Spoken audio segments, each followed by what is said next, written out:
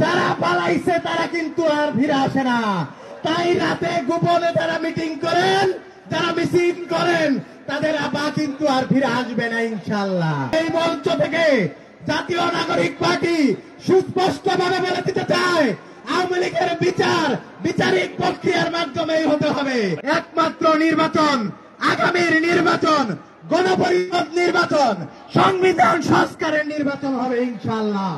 জাতীয় নাগরিক পার্টি সকল স্তরের মানুষকে আজকে যেভাবে ঐক্যবদ্ধ করেছে, আগামীতেও জুলাই বিপ্লবের মতো ঐক্যবদ্ধ করে আগামীর রাজপথে বিপ্লব সংগ্রামের মাধ্যমে এই 3 দাবিতে আওয়ামী লীগের বিচার, নিষিদ্ধকরণ, সংস্কার এবং গণপরিষদ নির্বাচন, এই দাবি বাস্তবায়ন করে ছাড়বে ইনশাআল্লাহ।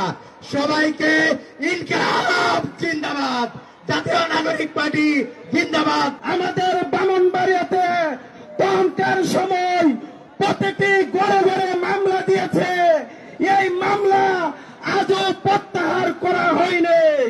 আমি আজকের সমাবেশ থেকে বলে দিতে চাই, আজকের পর থেকে ব্রাহ্মণবাড়িয়ার আর কোন মামলার আসামি, মোদী বিরোধী আন্দোলনে যাদের বিরুদ্ধে মামলা দেওয়া হয়েছে, তারা আজকের পর থেকে আর কোর্টে হাজিরা দিতে যাবে না।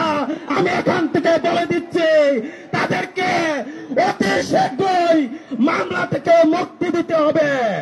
সংগ্রামী উপস্থিতি, যখন এনসিপি প্রতিষ্ঠা হয় তখন আমাদেরকে অনেকেই সাধুবাদ জানিয়েছে। আমরা যখন আওয়ামী লীগের নিষিদ্ধের দাবিতে আমরা যখন আওয়াজ তুলেছি, তখন আমরা পেয়েছি তথাকথিত কয়েকটি রাজনৈতিক দল এনসিপির বিরুদ্ধে ষড়যন্ত্রে মেতেছে। আমরা স্পষ্ট করে বলে দিতে চাই, এনসিপি কোন এসি রুমে টেবিলে জন্ম লাভ করেনি।